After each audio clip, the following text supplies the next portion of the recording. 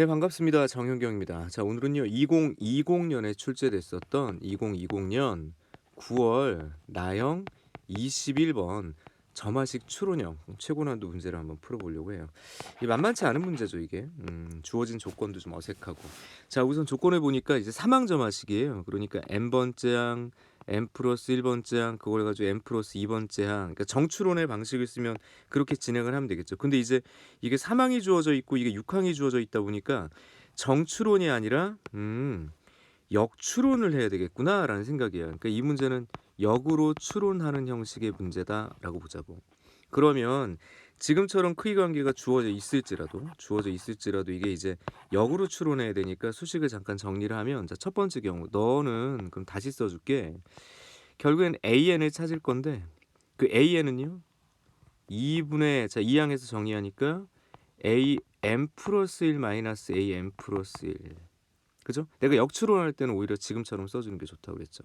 그럼 아래의 경우를 만족하는 경우라면, 이건 엄밀하게 보면 감소하는 수열일 때 그때 AN은 AM 플러스 2번 장에서 AM 플러스 1번 장을 빼면 된다는 얘기야.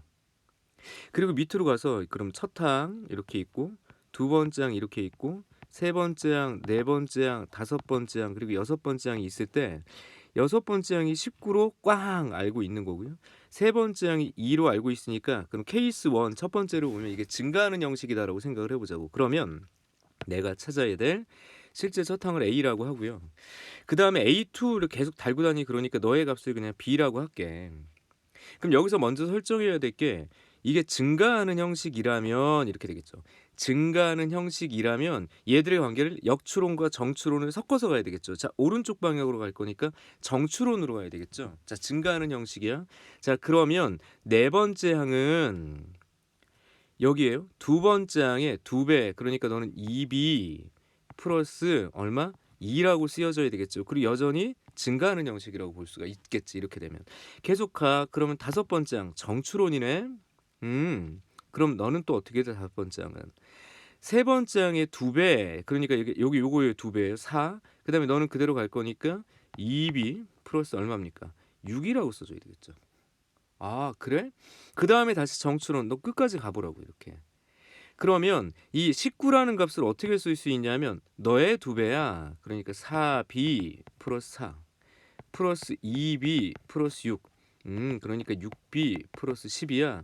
따라서 두 번째 항을 나타냈던 b의 값은요 2분의 3이 가능하겠죠. 근데 실제로 가능한지 봐야 되는 게, 아, 그래, 감소하니까 되는 거야. 그래서 b가 2분의 3일 때 a를 거꾸로 찾을 수 있겠죠. 그럼 이때의 상황을 다시 서술을 하면 소위 말해서 b, 다시 말하면 a 두 번째 항이 2분의 3인 상태야. 그럼 여기서 또 헷갈릴 수 있으니까 다시 좀 써주면, 이제 첫 항, 두 번째 항, 세 번째 항, 세 번째 항을 2로 알고 있고 두 번째 항이 2분의 3으로 알고 있는 거예요. 자, 그러면 첫 번째 항은 이렇게 설정해. 야, 네가 또 작아져. 만약에 첫 번째 항을 A라고 할 때. 그러면 결국엔 얘의 관계식은 이제 요걸 써주면 되죠. A는 2분의 2 빼기 2분의 3이야. 그러니까 4분의 1인데, 아, 조건 만족하네요. 그러니까 이건 첫 항이 될 수 있는 거죠. 이게 답이겠지. 왜냐하면 봐봐. 이런 관계식인데 만약에 그렇지 않고 A1이 있고 A2가 있고 혹여나 A3가 있는데 이게 인접항의 관계니까 2분의 3이고 이런데 네가 만약에 지금처럼 여기가 더 커져 A가, 그런 경우라면 어떻게 얘기가 될 거냐는 얘기야. 이런 경우가 있는지. 그러니까 1항이 2항보다 이제 큰 상태니까 이 아래 걸 설명을 하는 거잖아요. 그래서 그런 경우가 있다면 A는 2 빼기 2분의 3이라서 2분의 1이겠죠. 근데 그럴 리가 없네요. 이거는 안 된다. 이렇게 되는 거라고. 애초에. 그러니까 지금 만족되는 건 4분의 1이 하나 있다라고 해서 지금처럼 하나 정리를 해주는 거예요. 이렇게 쭉 이렇게요. 그럼 이제 그 다음 케이스는 어떻게 봐줘야 되냐면 좀 더 위로 가볼게요. 이렇게 지금 보이는 정도만.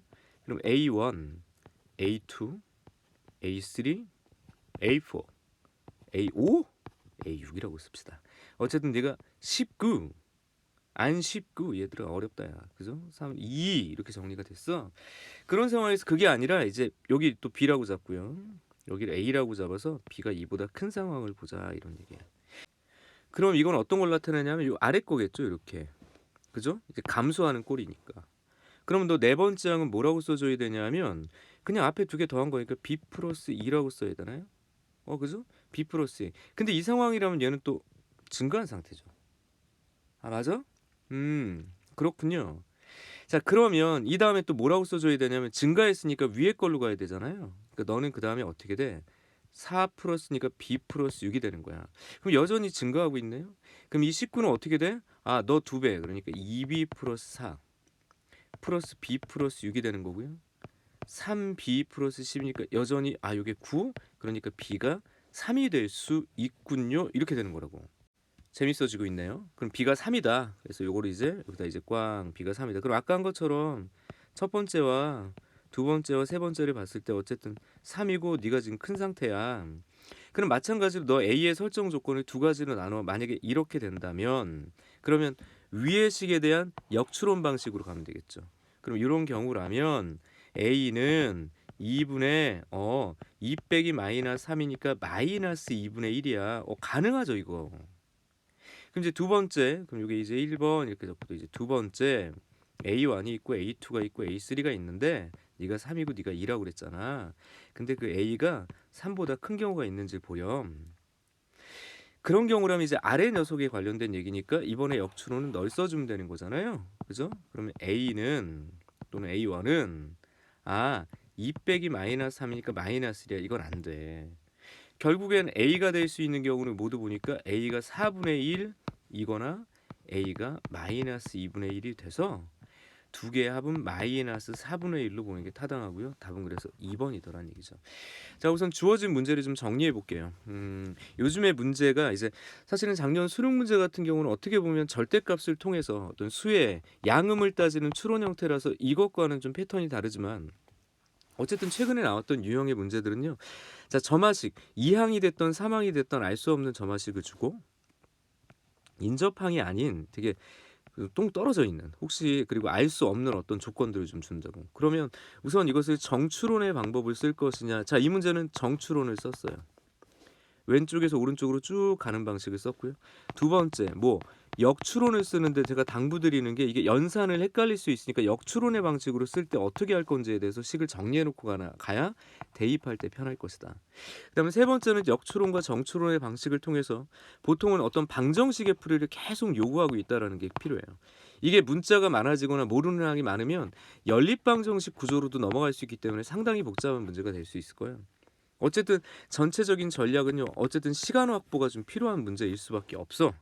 그 적절한 시간 확보, 전년도 수능 문제, 호불호 이런 걸 떠나서 어쨌든 변별을 하기에는 이런 류의 문제가 꽤 이제 어렵고 이제 변별력으로는 좀 괜찮은 문제가 되는 것 같아요.